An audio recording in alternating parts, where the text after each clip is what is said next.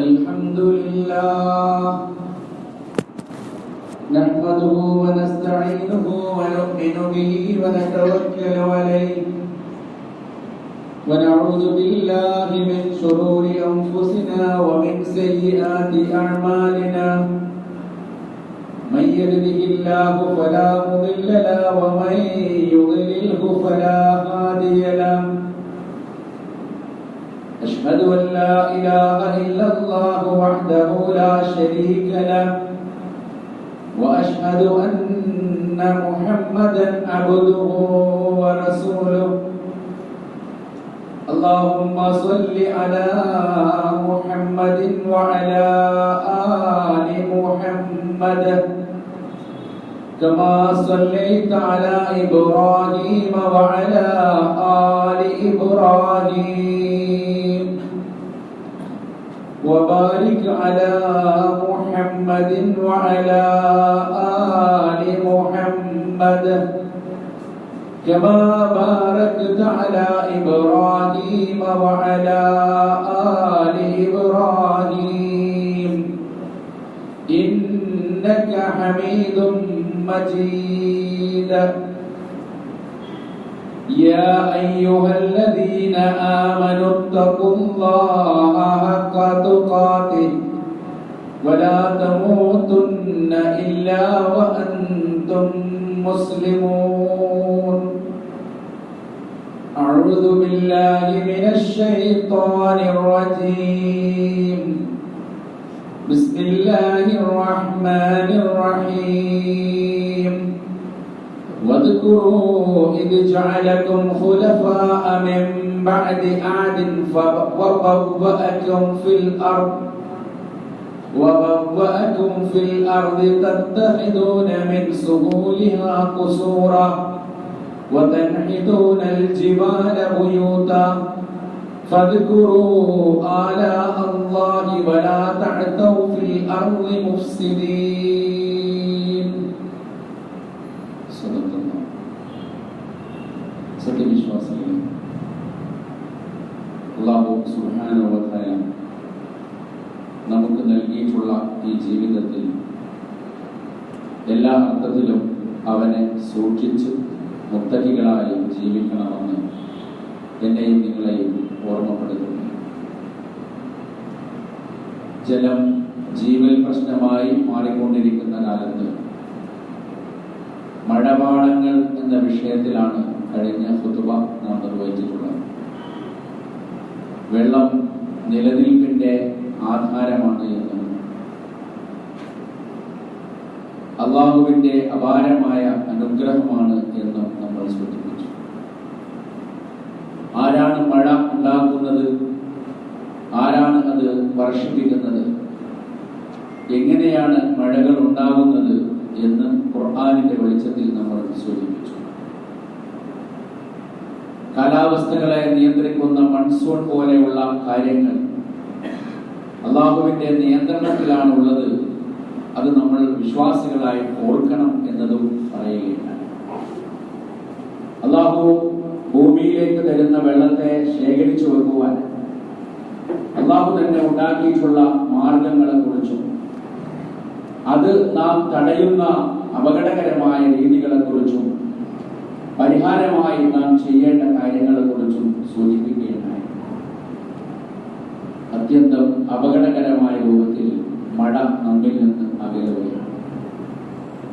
മഴയില്ലാത്ത വർഷക്കാലം വന്നിരിക്കുന്നു. ജലം വറ്റിപ്പോകുന്ന കാലത്താണ് നമ്മളുള്ളത്. മണക്കുന്നത് മഹാ അപകടമാണ്. ഇത്തരം ഒരു സാഹചര്യത്തിലാണ് നേരത്തെ പറഞ്ഞ വിഷയവുമായി ബന്ധപ്പെടുത്തിക്കൊണ്ട് മഴ, ജലം, പരിസ്ഥിതി എന്ന വിഷയത്തിൽ നിന്നുകൊണ്ട് ആ വിഷയത്തെക്കുറിച്ചുള്ള ഈമാനികമായ ചില ചിന്തകളിലൂടെ ഇന്ന് നമ്മൾ ഇൻഷാ അല്ലാഹ് കടന്നുപോകും. ഭൂമിയും അതിലെ അനുഗ്രഹങ്ങളും ആവാസ വ്യവസ്ഥയും പരിസ്ഥിതിയും വിശ്വാസികളെ സംബന്ധിച്ചിടത്തോളം അവർക്ക് ആത്മീയമായ കാര്യങ്ങളാണ്. വിശുദ്ധ ഖുർആനിൽ പറഞ്ഞിട്ടുള്ള കാര്യങ്ങളാണ്. ദീനുൽ ഇസ്ലാമിന്റെയും ആദർശത്തിന്റെയും വിശ്വാസത്തിന്റെയും കർമ്മത്തിന്റെയും കാര്യങ്ങൾ. ഭൂമിയുടെ സൂക്ഷിപ്പും അമാനത്തും മനുഷ്യന്റെ ഉത്തരവാദിത്തമായിട്ടാണ് അള്ളാഹു ഏൽപ്പിച്ചിട്ടുള്ളത്. അള്ളാഹുവിന്റെ വിധിവിലക്കുകൾ അനുസരിക്കുക, ഈ ഭൂമിയിൽ അവൻ ആഗ്രഹിക്കുന്നത് പോലെ ജീവിക്കുക, അതിന്റെ നടത്തിപ്പ്, അതിൽ ഫസാദുകൾ ഉണ്ടാക്കാതെ അള്ളാഹുവിന്റെ പ്രകൃതിക്കിണങ്ങുന്ന വിധം കൊണ്ടുപോവുക എന്നത് വിശ്വാസികളുടെ ഉത്തരവാദിത്തമാണ് എന്ന് ആദ്യമായി നമ്മൾ മനസ്സിലാക്കണം.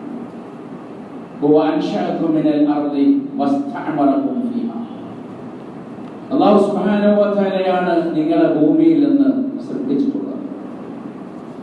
വസ്തഅമറകും ഫീഹാ, അതിൽ നിങ്ങളെ പാർപ്പിച്ചിട്ടുള്ളതും അല്ലാഹുവാണ്. ഭൂമിയിൽ നിന്ന് മനുഷ്യനെ സൃഷ്ടിച്ചു, ഭൂമിയിൽ മനുഷ്യനെ പാർപ്പിച്ചു, ഭൂമിയിൽ അള്ളാഹുവിന്റെ ഖലീഫയായി അവനെ നിശ്ചയിച്ചു എന്നത് സാധാരണയായി വിശ്വാസികൾ ആഴത്തിൽ മനസ്സിലാക്കാത്ത ഒരു കാര്യമാണ്. അവരിവിടെ വന്നു, മറ്റു ജാതികളെ പോലെ ജീവിക്കുന്നു, മരിക്കുന്നു, അതിനിടയ്ക്ക് കുറെ ഇബാദത്തുകൾ ചെയ്യുന്നു എന്നതിനപ്പുറത്തേക്ക് അല്ലാഹു സുബ്ഹാനഹു വ തആലയുടെ ഭൂമിയിലെ പ്രതിനിധിയാണെന്നും അതിന്റെ അമാനത്തും ഇമാറത്തും ഒക്കെ ഏൽപ്പിക്കപ്പെട്ടവനാണ് എന്നും വിശ്വാസികൾ ഓർക്കാറില്ല. ഇങ്ങനെ ഓർക്കാത്തത് കൊണ്ടും മനസ്സിലാക്കാത്തത് കൊണ്ടുമാണ് നമ്മുടെ ജീവിതത്തിലെ ഒരുപാട് പ്രശ്നങ്ങൾക്ക് ഇസ്ലാം പരിഹാരമാണ് എന്ന് നമുക്കറിയാത്തത്, മറ്റു മനുഷ്യന്മാർക്കും അറിയാത്തത്.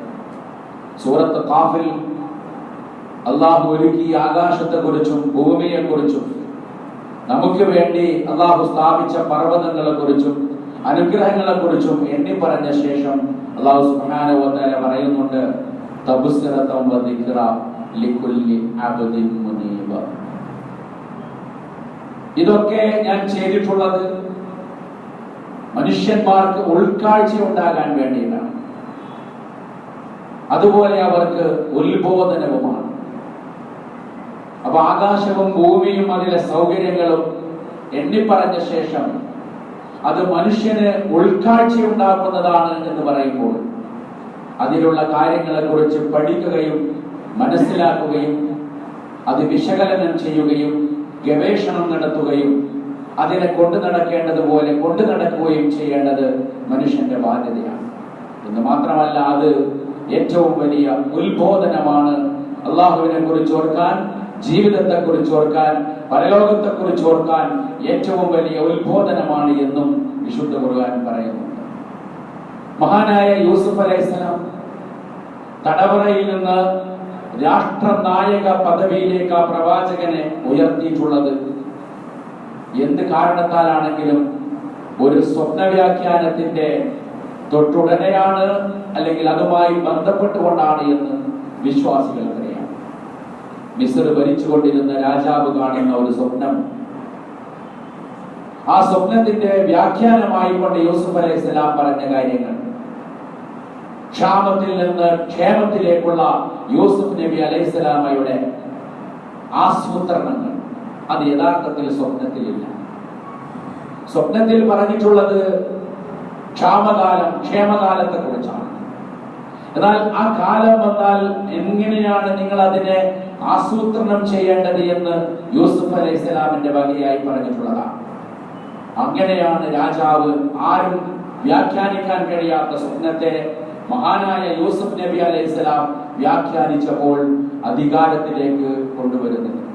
യൂസുഫ് അലൈഹിസ്സലാം വരാൻ പോകുന്ന ക്ഷാമകാലത്തെ മുൻനിർത്തിക്കൊണ്ട് ഒരു രാജ്യത്തെ ഭരണകൂടത്തെ അഭിസംബോധന ചെയ്തുകൊണ്ട് പറഞ്ഞിട്ടുള്ളത് ഫമാ ഹസബ്തും ഫദറുഹു ഫീ സുംബുലി ഇല്ലാ ഖലീലൻ മിമ്മാ തഅകുലൂൻ എന്ന കാര്യമാണ്. നിങ്ങൾ കൊയ്തെടുത്തതിൽ നിന്ന് ചെറിയൊരു ഭാഗം നിങ്ങൾക്ക് ആഹരിക്കാം, ബാക്കിയുള്ളത് നിങ്ങൾ കതിരുകളിൽ തന്നെ സൂക്ഷിച്ചു വെക്കണം എന്ന പാഠമാണ്. അല്ലാഹു സുബ്ഹാനഹു വ തആല നമുക്ക് നൽകുന്ന വെള്ളം അത് പരിമിതമായി സൂക്ഷിച്ചു വെക്കുകയും ഉപയോഗിക്കുകയും ബാക്കിയുള്ളത് ക്ഷാമകാലത്തേക്ക് വേണ്ടി കരുതി വെക്കുകയും ചെയ്യുക എന്ന ഏറ്റവും വലിയ പാഠമാണ് ഈ ഒരു ചരിത്ര പാഠത്തിൽ നിന്ന് നമുക്ക് ലഭിക്കാനുള്ളത്. നമുക്ക് കാലികമായി ചിന്തിക്കുമ്പോൾ ഖുർആനികമായ ഇത്തരം ആശയങ്ങളിൽ നിന്ന് നമ്മുടെ ജീവിതത്തിന്റെ യാഥാർത്ഥ്യവുമായി ബന്ധപ്പെട്ടുകൊണ്ട് ഒരുപാട് പാഠങ്ങൾ ലഭിക്കുന്നുണ്ട്. ഇത് യഥാർത്ഥത്തിൽ കർക്കിടക മാസമാണ്. ധാരാളമായി ഇടമുറിയാതെ മഴ ലഭിക്കേണ്ട കാലമാണ്. എത്ര ശതമാനം മഴ കുറഞ്ഞു എന്നത് അത് ബന്ധപ്പെട്ട ആളുകൾ പറയട്ടെ. പക്ഷെ ശരാശരി ലഭിക്കേണ്ട മഴയേക്കാൾ വളരെ കുറവാണ് ഇതുവരെ ലഭിച്ചു കഴിഞ്ഞിട്ടുള്ളത്. ലഭിക്കുന്ന വെള്ളം തന്നെ ഭീകരമായ രൂപത്തിൽ കഴിഞ്ഞ ഖുതുബയിൽ നമ്മൾ പറഞ്ഞതിന്റെ കാരണങ്ങളാൽ ഭൂമിയിലേക്ക് ആണ്ടുപോകുന്നത് നമ്മൾ കണ്ടുകൊണ്ടിരിക്കുന്നു. ഇവിടെ ഒരു മഹാപ്രളയം വന്നു കഴിഞ്ഞ വർഷം. ആ പ്രളയം കഴിഞ്ഞ് 15 ദിവസം കഴിഞ്ഞപ്പോൾ നമ്മുടെ വെള്ളം കിണറുകളിൽ നിന്ന് താണുപോയി. എന്താണ് നമ്മുടെ ഭൂമിക്ക് സംഭവിച്ചത്? ഭൂമിയിൽ വെള്ളം നിലനിർത്താനുള്ള ഏത് സംവിധാനങ്ങളെയാണ് നമ്മൾ തകർത്തു കളഞ്ഞത്? 25,000 ഹെക്ടർ നെൽകൃഷിയും വയലേലകളുമാണ് നശിച്ചു പോയിട്ടുള്ളത്. ഈ വെള്ളപ്പൊക്കം വന്നിരുന്നു എന്ന യാതൊരു അടയാളവുമില്ലാതെ കടുത്ത ചൂടുകളിൽ നമ്മുടെ നദികൾ പലതും മരിച്ചുപോയി.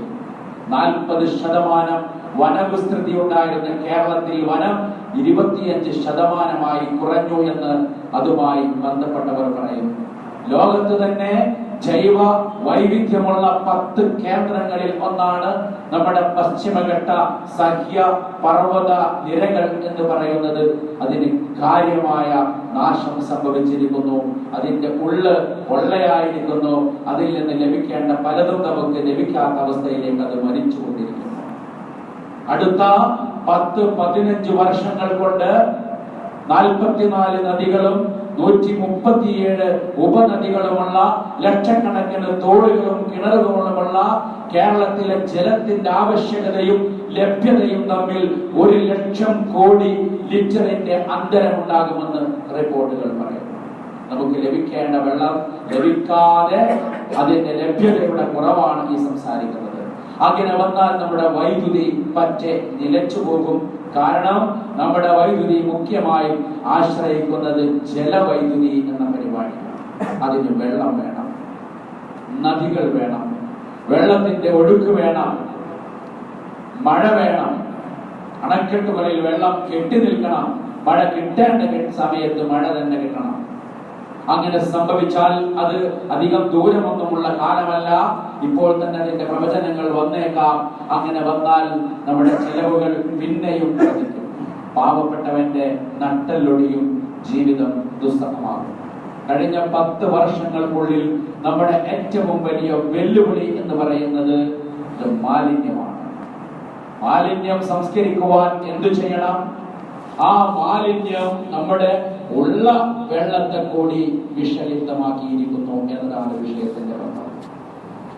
യഥേഷ്ടം നമ്മൾ ഉപയോഗിച്ചുകൊണ്ടിരിക്കുന്ന രാസവസ്തുക്കൾ, യഥേഷ്ടം ഉപയോഗിക്കുന്ന ലക്കും ലഗാനവും ഇല്ലാതെ ഉപയോഗിക്കുന്ന കീടനാശിനികൾ, നമ്മുടെ മനുഷ്യരുടെയും അല്ലാത്തവയുടെയും വിസർജ്യങ്ങൾ, നമ്മൾ പുറത്തേക്ക് തള്ളുന്ന മറ്റെല്ലാ മാലിന്യങ്ങളും, പ്ലാസ്റ്റിക് മാലിന്യങ്ങൾ, ഈ മാലിന്യങ്ങൾ തുടങ്ങി നമ്മുടെ വെള്ളത്തെ, കിണറിലെ വെള്ളത്തെ വരെ വല്ലാത്ത രൂപത്തിൽ മലിനപ്പെടുത്തിയിരിക്കുന്നു. അതുകൊണ്ട് ക്യാൻസറുകൾ വർദ്ധിക്കുന്നു, രോഗങ്ങൾ പൂർവോപരി വർദ്ധിച്ചുകൊണ്ടിരിക്കുന്നു.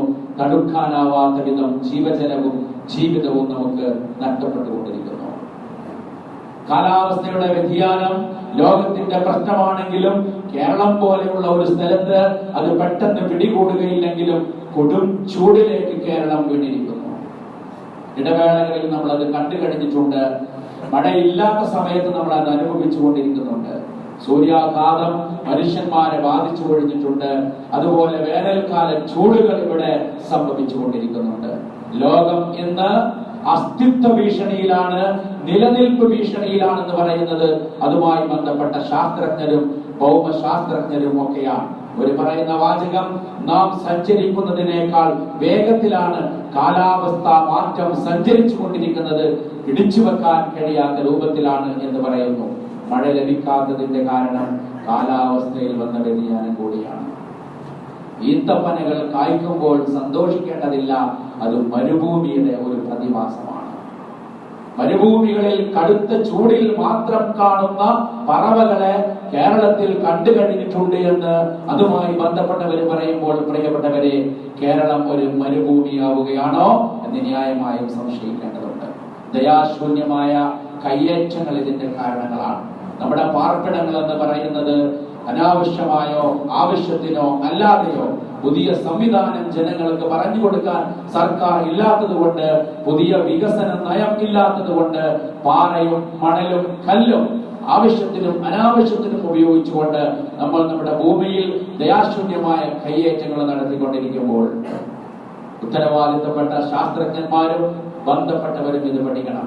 കേരളത്തിൽ തന്നെ, ഇന്ത്യയിൽ തന്നെ 7500 കിലോമീറ്റർ പ്ലാസ്റ്റിക് കൊണ്ടുണ്ടാക്കിയ റോഡുകളുണ്ട്. അങ്ങനെ പ്ലാസ്റ്റിക്കുകളെ റോഡാക്കി മാറ്റാൻ പറ്റുമെങ്കിൽ അതിനെപ്പറ്റി ചിന്തിക്കണം. വീട് നിർമ്മാണത്തിന് പറ്റിയ ഏറ്റവും നല്ല എഞ്ചിനീയറിംഗ് പറയാൻ പറ്റിയ കുട്ടികൾ നമ്മുടേതായി സ്വദേശത്തും വിദേശത്തും പഠിച്ചുകൊണ്ടിരിക്കുന്നുണ്ട്. ഒരു പുതിയ വികസന നയം നമ്മുടെ രാജ്യത്തിനില്ലെങ്കിൽ വെള്ളം നഷ്ടപ്പെടും എന്നത് മാത്രമല്ല, ജീവിതം തന്നെ നഷ്ടപ്പെട്ടു പോകുന്നുണ്ട്. അല്ലാഹു സുബ്ഹാനഹു വ തആല സൂറത്തുൽ അറാഫിൽ പറഞ്ഞത് ഒരു കാലഘട്ടത്തിൽ നാടുകളിൽ നാശമുണ്ടാക്കിയ ഒരു ജനതയെ കുറിച്ചാണ്. വദ്കുറു ഇദ് ജഅലകും ഖുലഫാഅ മിൻ ബഅദി ആദിൻ വവഖഅകും ഫിൽ അർദ് എന്ന് ഒരു സമുദായത്തോട്, സമൂഹ സമുദായത്തിന്റെ ശേഷത്തോട്, ആദ് സമുദായത്തിന് ശേഷം വന്ന സമുദായത്തോട് അല്ലാഹു സുബ്ഹാനഹു വ തആല പറയുന്നുണ്ട്. വവഖഅകും ഫിൽ അർദ്, അങ്ങനെ നിങ്ങൾക്ക് നമ്മൾ ഭൂമിയിൽ ഒരു ആവാസ വ്യവസ്ഥ ഒരുക്കി. തത്തഹിദൂന മിൻ സുഹൂലിഹാ ഖുസൂറൻ, പക്ഷേ ഭൂമിയുടെ എല്ലാ താഴ്വരകളിലും നിങ്ങൾ അനാവശ്യമായി കോട്ടകളും കൊട്ടാരങ്ങളും അതുപോലെ ബിൽഡിങ്ങുകളും കോൺക്രീറ്റ് കാടുകളും ഉണ്ടാക്കുന്നു എന്ന് ഇന്നത്തെ ഭാഷയിൽ പറയാൻ പറ്റുന്ന രൂപത്തിൽ നിങ്ങൾ വികസനത്തിന്റെ ശരിയായ രൂപത്തെ അട്ടിമറിച്ചുകൊണ്ട് ഭൂമിയെ നിങ്ങൾ തകർത്തു. നാം ഉണ്ടാക്കി വെച്ച പർവ്വതങ്ങളെ വെട്ടിമാറ്റിക്കൊണ്ട് നിങ്ങൾ വീടുകൾ ഉണ്ടാക്കി എന്നതുകൊണ്ട് അള്ളാഹുവിന്റെ ശക്തി അടയാളങ്ങളെ നിങ്ങൾ മറക്കരുത് എന്നാണ് പറഞ്ഞത്.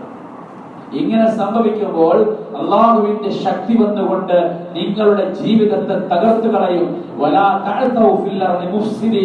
നിങ്ങൾ ഭൂമിയിൽ ഈ രൂപത്തിൽ ഫസാദുകൾ ഉണ്ടാക്കി, കുഴപ്പങ്ങൾ ഉണ്ടാക്കി അതിനെ നശിപ്പിച്ചു കളയരുത് എന്ന് പറഞ്ഞിട്ടുള്ളത് അള്ളാഹു പിന്നീട് നശിപ്പിച്ച ഒരു ജനതയെ കുറിച്ചാണ്. ഇത് ഇസ്ലാമിക വിഷയമാണ്, ഇത് ഈമാനിന്റെ വിഷയമാണ്, ഇത് നാഗരികതയുടെ വിഷയമാണ്, ഇത് പരിസ്ഥിതിയുടെ വിഷയമാണ്, ഇത് ആവാസ വ്യവസ്ഥയുടെ വിഷയമാണ്. ഖുർആനിലേക്ക് മടങ്ങിക്കൊണ്ട്, സുന്നത്തിലേക്ക് മടങ്ങിക്കൊണ്ട് നമ്മുടെ മക്കൾ, നമ്മുടെ ഭാവി, നമ്മുടെ മണ്ണ്, നമ്മുടെ മനുഷ്യൻ എന്നത് അടിയന്തരമായ ശ്രദ്ധ പതിയേണ്ട വിഷയമാണ്. പ്രത്യേകിച്ച് ഈ സാഹചര്യത്തിൽ എന്ന് ഓർമ്മപ്പെടുത്തുന്നു. ആ വിഷയത്തിൽ യഥാർത്ഥ വിശ്വാസികളാകുവാൻ, മുത്തഖികളാകുവാൻ, ഖുർആനിലേക്ക് മടങ്ങുവാൻ, സുന്നത്തിലേക്ക് മടങ്ങുവാൻ അല്ലാഹു സുബ്ഹാനഹു വ തആല നമ്മെയും ലോകത്തെയും അനുഗ്രഹിക്കുമാറാവട്ടെ. അഖൂലു ഖൗലി ഹാദാ അസ്തഗ്ഫിറുല്ലാഹ ലി വ ലക്കും ഫസ്തഗ്ഫിറൂ ഇന്നഹു ഹുവൽ ഗഫൂറുർ റഹീം.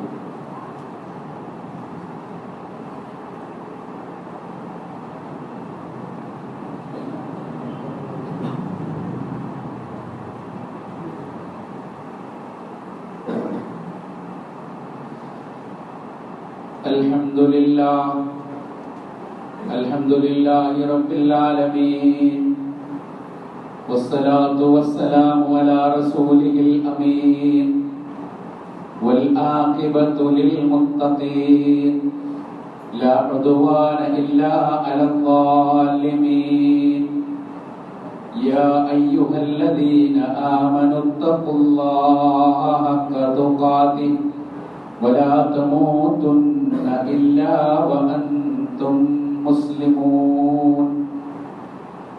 അല്ലാഹുവിനെ സൂക്ഷിക്കണമെന്ന് ഒരിക്കൽ കൂടി ഓർമ്മപ്പെടുത്തുന്നു. മുകളിൽ പറഞ്ഞിട്ടുള്ള എല്ലാ വിഷയങ്ങളിലും വിശ്വാസികളുടെ കൃത്യമായ ഒരു പുനരാലോചന നടക്കേണ്ടതുണ്ട്.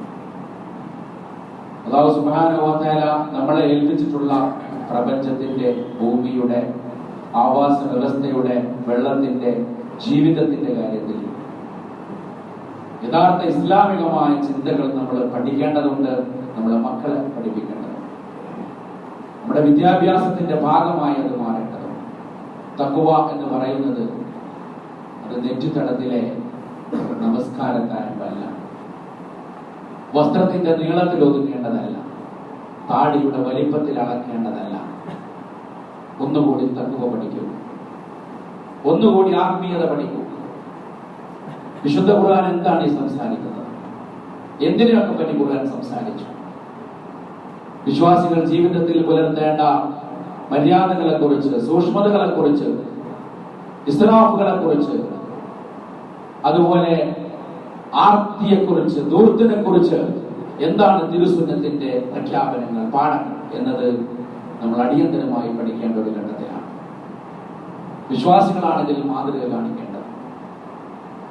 അൽഹംദുലില്ലാഹ് പല സ്ഥലത്തും പല രൂപത്തിലുമുള്ള വിശ്വാസികൾ ഇത്തരം മാതൃക കാണിച്ചുകൊണ്ടിരിക്കുന്നു. നമ്മുടെ ചെറുപ്പക്കാരികളും പല രൂപത്തിലും അതിനെ മാതൃകകൾ കാണിക്കുന്നുണ്ട്. ഇസ്ലാമിക പണ്ഡിതന്മാരോടും നേതൃത്വത്തോടും പറയാനുള്ളത്, ഈ ഭൂമി ഇങ്ങനെ മരിച്ചു പോകുമ്പോൾ നമ്മുടെ തലമുറയുടെ വെള്ളവും ആഹാരവും പാർപ്പിടങ്ങളും ആവാസ വ്യവസ്ഥയും തകരുമ്പോൾ ഇസ്ലാമികമായ ഗവേഷണങ്ങൾ നടക്കണം, പര്യവേഷണങ്ങൾ നടക്കണം, കൃത്യമായ ബോധവൽക്കരണം ഉണ്ടാകണം. പള്ളികളിലും മഹല്ലുകളിലും മദ്രസകളിലും പാഠ്യരീതികൾ ഉടച്ചു മാറ്റണം. നമ്മുടെ കുട്ടികൾ എങ്ങനെയാണ് വെള്ളം ഉപയോഗിക്കുന്നത്, എങ്ങനെയാണ് അവര് ധനം ഉപയോഗിക്കുന്നത്, എന്തിനാണ് അവർ സമയം കളയുന്നത്, പരിസ്ഥിതിയും പ്രകൃതിയും നാച്ചുറൽ ക്ലബുകളും മറ്റുള്ളവരെ കൊണ്ടാടുമ്പോ നമ്മുടെ മക്കൾക്ക് എന്താണ് പണി, നമ്മുടെ മദ്രസകൾക്ക് എന്താണ് പണി, നമ്മുടെ പള്ളിദർസുകൾക്ക് എന്താണ് പണി?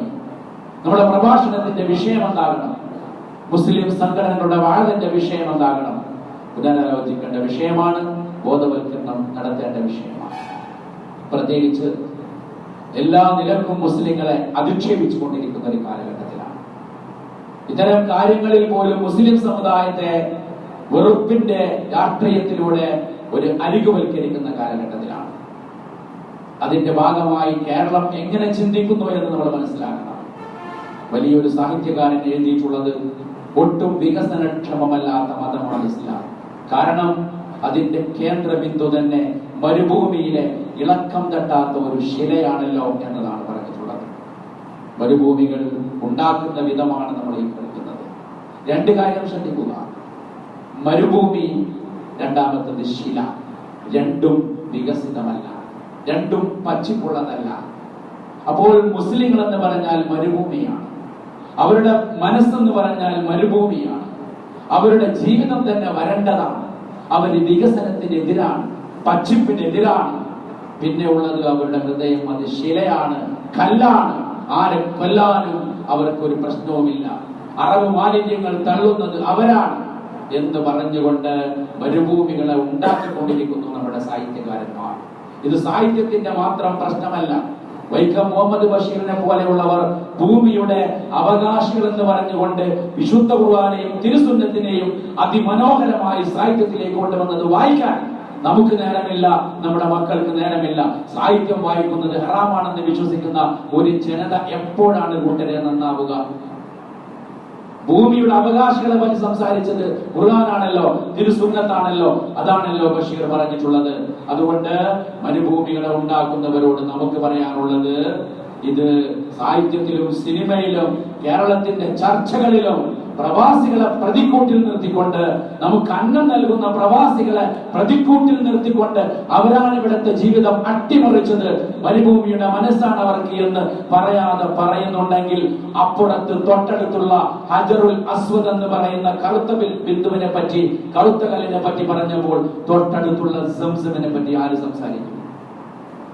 സംസം ഒരു വെള്ളമാണ്, ജലമാണ്, നീരുറവയാണ്, കാരുണ്യമാണ്, മനുഷ്യത്വമാണ്, മാനവികതയാണ് എന്ന് ലോകത്തോട് ആര് വിളിച്ചു പറയും?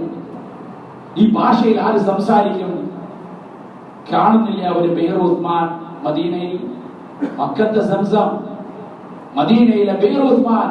റസൂലുള്ളാഹി സ്വല്ലല്ലാഹു അലൈഹി വസല്ലമ മദീനയിലെത്തിയപ്പോൾ പള്ളി സ്ഥാപിച്ച ശേഷം രണ്ടാമത് സ്ഥാപിച്ചത് ഖുബ്ബത്ത് ഖൈമ എന്നൊക്കെ പറയുന്ന മാർക്കറ്റാണ്. യഹൂദികളുടെ കള്ള മാർക്കറ്റിനെതിരെ ഇസ്ലാമിന്റെ മാർക്കറ്റാണ് പള്ളിക്ക് ശേഷം. പള്ളിയും മാർക്കറ്റുമാണ് ഇസ്ലാമിന്റെ രണ്ട് പ്രധാനപ്പെട്ട കാര്യങ്ങൾ. അതേ റസൂലുള്ളാഹി സ്വല്ലല്ലാഹു അലൈഹി വസല്ലം മദീനയുടെ കുടിവെള്ള പ്രശ്നത്തിൽ ഇടപെട്ടുകൊണ്ട് യഹൂദിയുടെ കുത്തകയാക്കി വെച്ച കിണർ ആരെങ്കിലും വാങ്ങിയാൽ തരക്കേടില്ല. ഉസ്മാൻ റളിയല്ലാഹു അൻഹു വലിയ വില കൊടുത്ത് വാങ്ങി. യഹൂദി ഒരു വർഷത്തിന് വാട്ടത്തിന് കൊടുത്തു. പോരാ, ഇത് മുഴുവനായിട്ട് ആരെങ്കിലും വാങ്ങിയാൽ നന്നായിരുന്നു എന്ന് നബി തങ്ങൾ പ്രചോദിപ്പിച്ചപ്പോ ഉസ്മാൻ റളിയല്ലാഹു അൻഹു ഏകദേശം അന്നത്തെ 25,000 മറ്റോ ദിർഹമോ ദീനാറോ കൊടുത്തുകൊണ്ട് ആ കിണർ വാങ്ങി ഇസ്ലാമിന് സംഭാവന ചെയ്തപ്പോൾ ഉസ്മാന് സ്വർഗമുണ്ടെന്ന് നബി തങ്ങൾ പ്രഖ്യാപിച്ചത്. ബഹുസ്വര രാഷ്ട്രമായ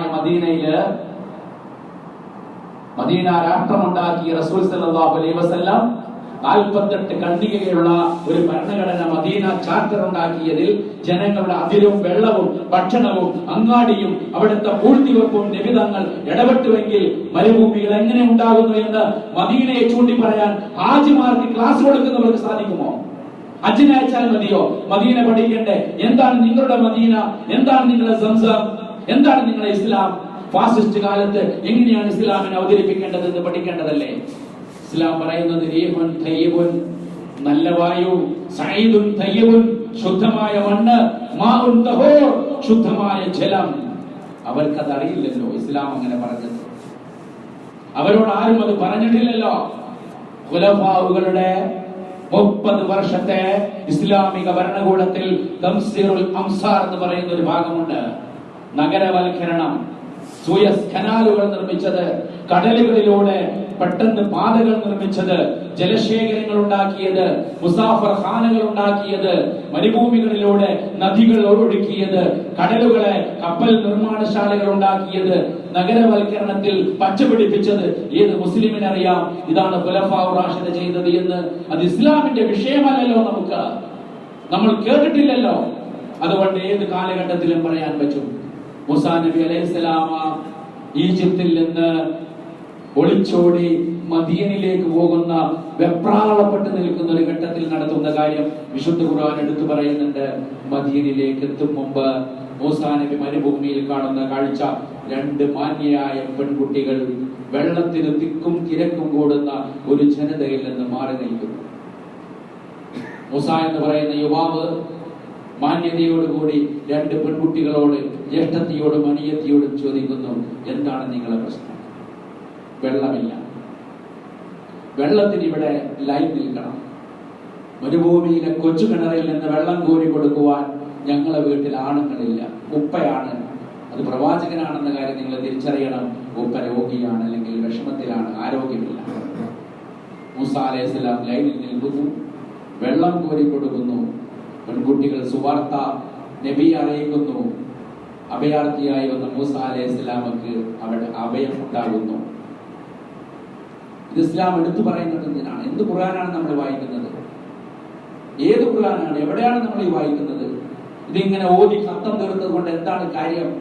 ഓത്തിന്റെ പ്രാധാന്യം കുറച്ച് പറയുന്നില്ല. ഓത്ത് മാത്രമല്ലെന്ന് പറയാൻ വേണ്ടി പറയുകയാണ്.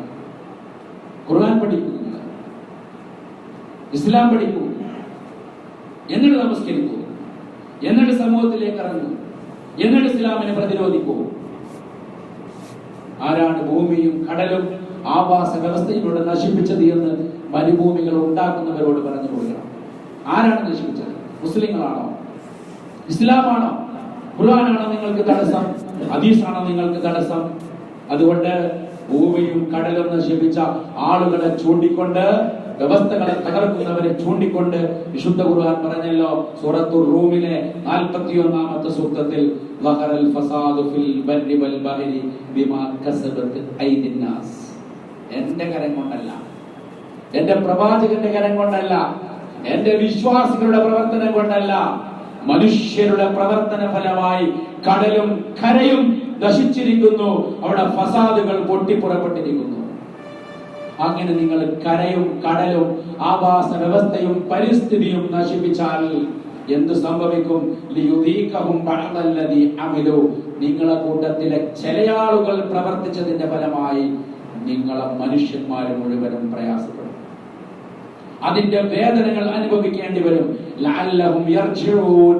അതൊക്കെ കണ്ട് മനസ്സിലാക്കി അനുഭവിച്ച് അവർ അല്ലാഹുവിലേക്കും ഖുർആനിലേക്കും ഇസ്ലാമിലേക്കും മടങ്ങിയെങ്കിലോ എന്ന് വിശുദ്ധ ഖുർആൻ നമ്മളോട് ചോദിക്കുന്നുണ്ട്.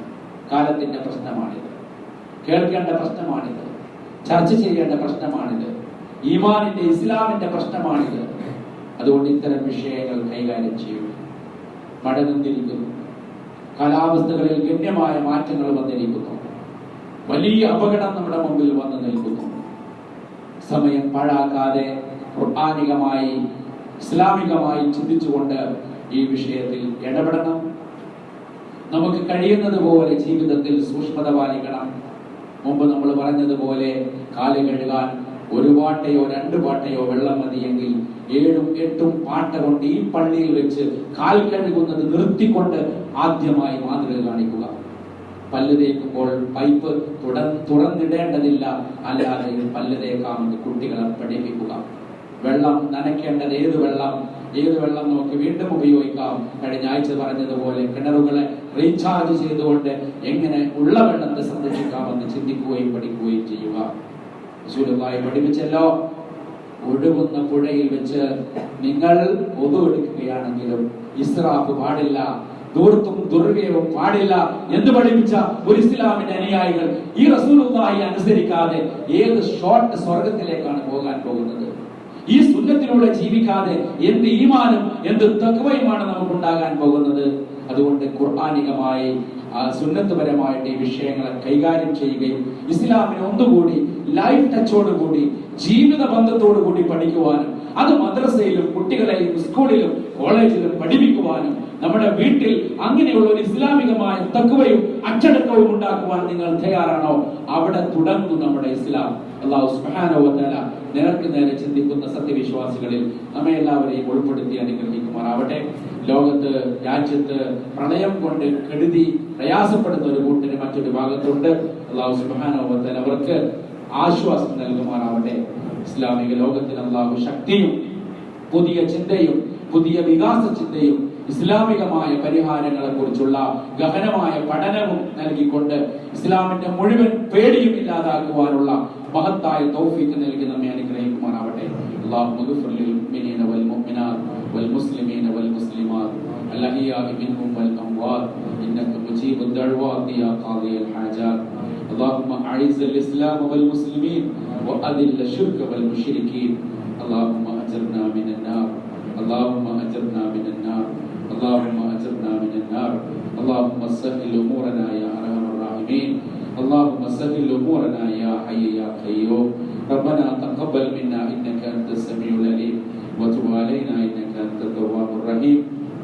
ربنا آتنا في الدنيا حسنة وفي الآخرة حسنة وقنا عذاب النار. آمين.